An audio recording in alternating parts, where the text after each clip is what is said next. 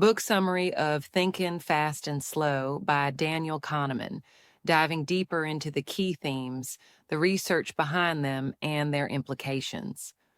Overview of the book Thinking Fast and Slow is structured into 5 parts, each focusing on a different aspect of human cognition.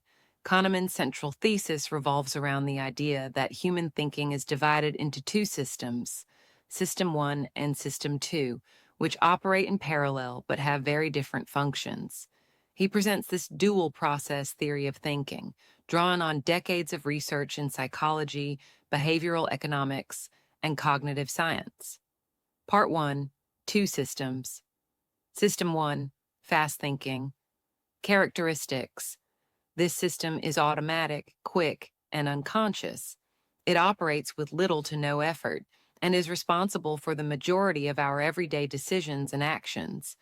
It is primarily driven by intuition and heuristics, mental shortcuts.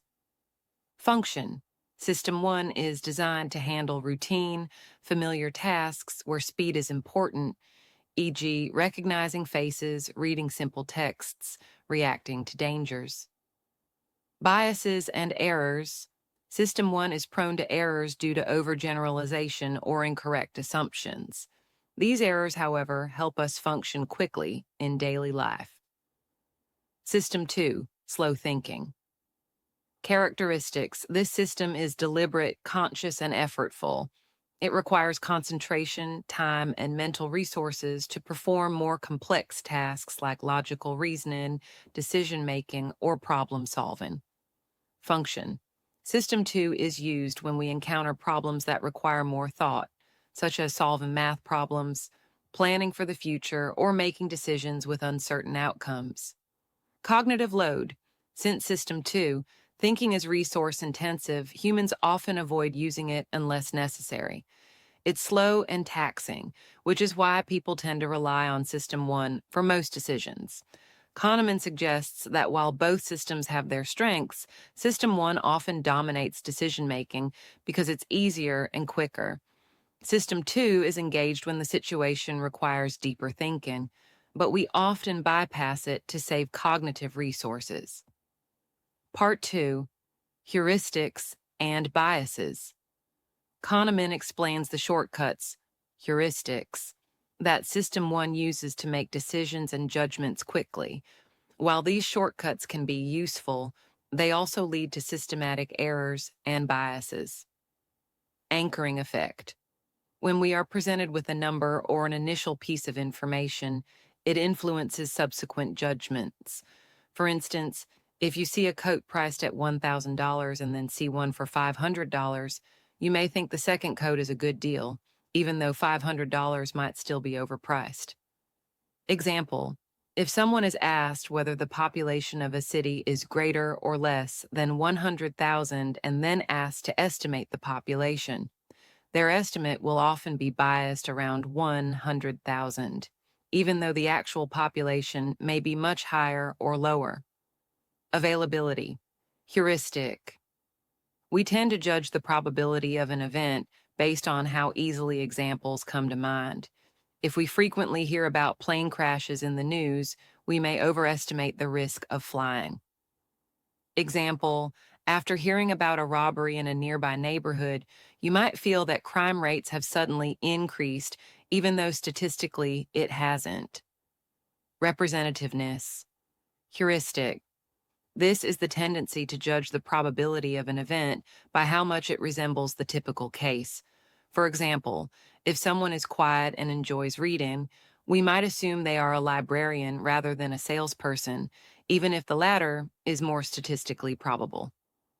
Example, if a person matches a stereotype, e.g., a person who loves science fiction may be assumed to be a scientist, we may ignore base rates, the actual probabilities, and rely too heavily on superficial traits. Substitution. When we are faced with a difficult question, System 1 often substitutes it with a simpler one. For example, if asked, "How happy are you with your life?" Instead of answering this complex question directly, we might subconsciously substitute it with a simpler one like, "How happy am I right now?" Or, "How happy have I been recently?" Part 3, Overconfidence. Kahneman explores the widespread issue of overconfidence in human thinking. Many of our judgments and decisions are skewed by excessive certainty about our knowledge, which can be dangerous, especially in fields like business, finance, and medicine. Illusion of understanding. People believe they understand complex events, like financial markets or political developments, far more than they actually do, which leads to overconfidence. This is a form of hindsight bias, where we think events were predictable after they occur, even though they were uncertain at the time. Planning fallacy. Kahneman describes how people tend to underestimate the time, costs, and risks of future actions and projects. This fallacy leads to frequent delays and overruns in projects. For example, a team may underestimate the time required to finish a project by a significant margin because they fail to consider past mistakes and difficulties. The illusion of validity. This refers to the confidence we place in our predictions, even when the information supporting them is inadequate or irrelevant. Kahneman discusses how experts in various fields often fall victim to this bias, especially when they rely on experience rather than data. Part 4. Choices. Here, Kahneman introduces prospect theory, a cornerstone of behavioral economics. It challenges the traditional economic model of decision-making, which assumes people are rational and always make choices that maximize utility. Loss aversion. Kahneman's research reveals that people experience losses more intensely than equivalent gains. Losing $100 feels worse than the satisfaction of gaining $100. This emotional reaction distorts decisions and explains why people are often reluctant to take risks even when they could lead to potential gains. Framing effect. The way a decision is framed influences the choices we make. For instance, people are more likely to choose a medical treatment if they are told it has a 90% survival rate rather than a 10% mortality rate, even though both phrases convey the same information.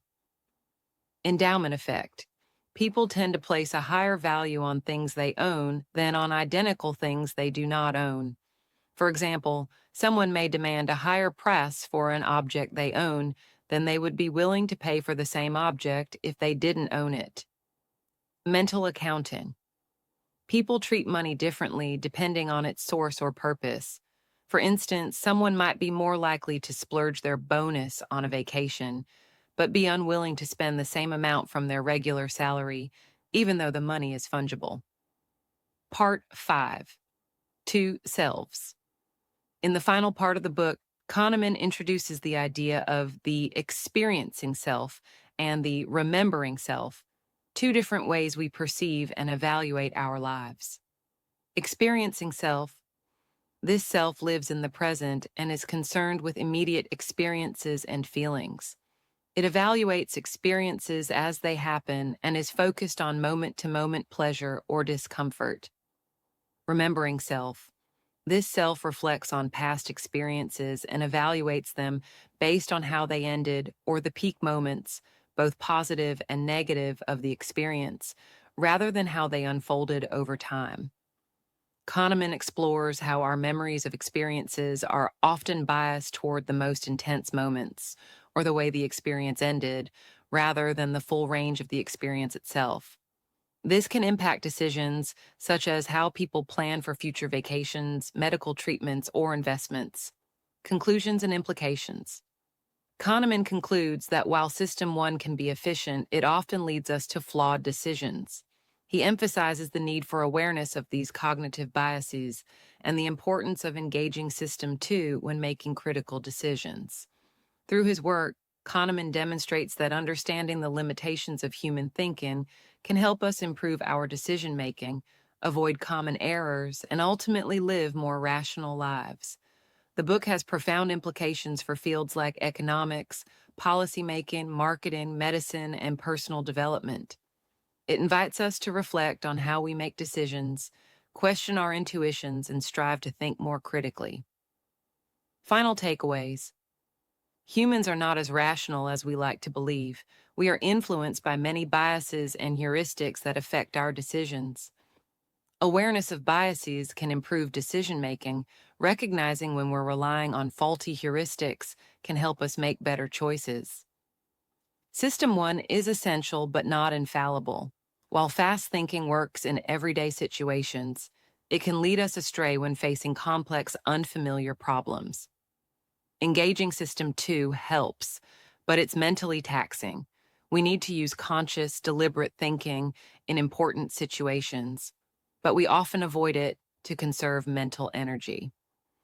Thinking fast and slow encourages readers to be more mindful of their cognitive processes and provides tools for improving judgment and decision making, making it an invaluable resource in both personal and professional contexts. Thanks for listening.